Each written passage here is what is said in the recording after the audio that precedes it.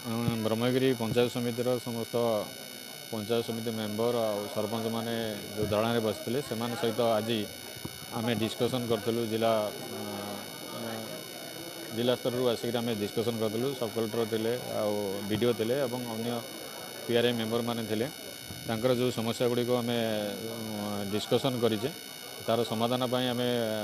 बहुत जिनस गुड़िक आम डिस्कसन करें से माने भी पॉजिटिव अच्छा आसंता काली से माने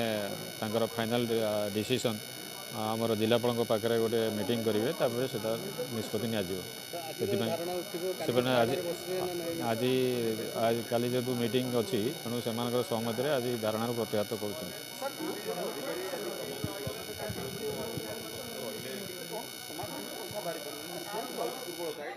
ना ना समाधान समाधान आम जो बहुत जिन डिस्कसन करूँ तार समाधान बाट भी बाहरी।